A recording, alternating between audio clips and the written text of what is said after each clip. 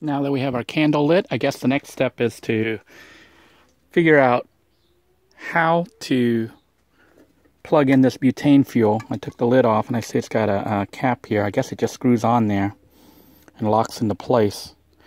Wish this thing came with instructions.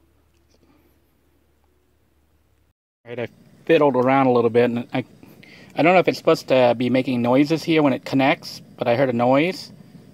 But anyhow, I was able to get it to light, and I had to turn it on and light it up. So it seems to be working right now, so I guess all I need to do right now is boil the water. I'm going to try to make spaghetti tonight.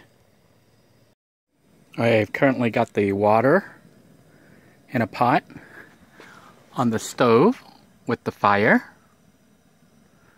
If any of you have used a butane stove, let me know if this thing is supposed to be making noises when you put it in and push the lever down. I think it connects, but it seems like there's a leak over here or something. I don't know what's going on, if there's a leak or what. I lined up the tab in the center. I'm assuming that it connected. It says turn over, open this lid, lock the fuel can into position with the fixed lever, which is situated on the stove front. Ignite the stove by turning the ignition knob until you hear a click. Regulate the flame size by turning the same knob. Turn the stove off by returning the ignition knob to the off position and removing the fixed lever upwards. So I guess you engage it. I guess I did it correctly. You engage it, you lay it down correctly, line it up with that hole, that notch, then you push this down and it pulls the can in, but then it makes a noise because I think it leaks a little. Then you gotta light it right here. You turn on the flame and you put a match there to light it. And I guess when the water boils here, I'm going to be adding some noodles here soon to boil my pasta. We're going to try to make spaghetti tonight at the yurt. I suppose I could do this at the rocket stove, which would be a lot cheaper because it's it would run off wood and other fuel that I can pick up. But I wanted to try out the stove here and also do an episode of cooking at the yurt, which we're doing right now. Unfortunately, as you can see, it's hard to see anything because it's nighttime outside. I do hear the skunk ape making the noises outside, so you might be able to pick it up every so often. I have the is it citronella? I don't know what that thing is called. The candle burning. So it supposedly will keep away the mosquitoes. We'll see what happens. Now this stove is obviously not supposed to be used in a closed space, but we do have vents. We have plenty of ventilation. There's holes all along the top here where air can come in and go out, as well as here in our netted area. So it looks like it's actually boiling pretty fast. So I'm going to put my noodles in there and see if we can't get the noodles cooked. Our spaghetti is boiling up really well. I'll say one thing, this flame cooking here, I think heats up water and stuff faster, much faster than my 300 watt rice cooker. So I'm going to boil the noodles a little bit more. I do have some Prego sauce. Most of this is stuff I bought from Dollar Tree because they have like single serving, you know, small enough to serve. You want to be able to use stuff right away because I don't have refrigeration here, which is kind of a drawback unless I can figure out how to get frozen, not frozen, but like freeze-dried meat, maybe jerky or something, I don't know. So it can be used and stored out here without requiring refrigeration. Anyhow, we're gonna boil up our pasta, then put in our sauce, put in our meatballs. I also have some frozen veggies that I already separated. I left the rest of them in the van in Little Blue 2 because Little Blue 2 has that little tiny cooler.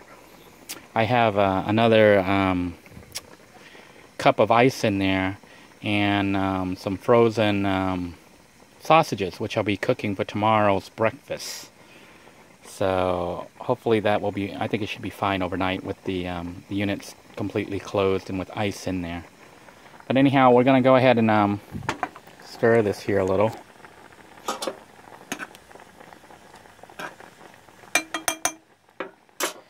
I do plan on leaving this cooker here for those of you who visit the yurt. Make sure you bring your own butane canisters, and you can cook out here.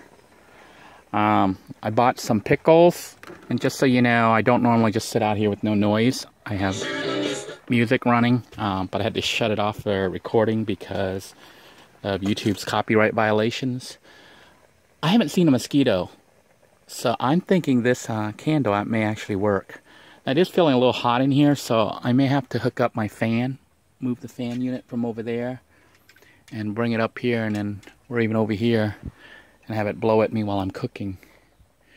Because I have my battery pack here all charged up and ready to go. So we'll go ahead and keep cooking, and I'll update you guys on the progress. With the portable fan hooked up and blowing, I don't know if you can hear that, it is blowing nice cold air right at me here while I cook. I had the radio on playing 80s music. This is actually very nice. I'm going to go ahead and add the meatballs now and the vegetables before I pour the water out. Take advantage of the heat and let it cook a little bit before I add the Prego sauce here to finish up the spaghetti. I've added the meatballs and the frozen vegetables. It's just a matter of stirring it up. Doesn't that look good? That looks so good. I have to drain the fluid, add the sauce, and I'm almost ready for dinner. This is my first, out of focus here, our steam's getting all over everything. This is my first dinner, my first meal that I'm cooking at the yurt. And it, as you can see, it is pitch black outside. It is dark. It is about 8:30, 8:45. So I think I'm just going to pour that hot water here into one of these tubs and get rid of it tomorrow or something, or dump it later. I want to dump it outside right now. Alright, I ended up taking the pot outside and dumping the water, which I don't know if that was a good idea or not, because the water would have, you know, meat sauce, meat juices and stuff in it, right way out there about 15 feet or so away from the yurt. But I'm wondering if an animal might smell it and come here looking for food. Now, I did have to open the door and get out. I can see bugs out there already. And when I got out, I think mosquitoes might have come in. I thought I heard one buzzing by me. So I don't know if see, I can see the bugs here. Maybe they'll fly back out. I don't know if they can figure out how to get back out. But doesn't that look good?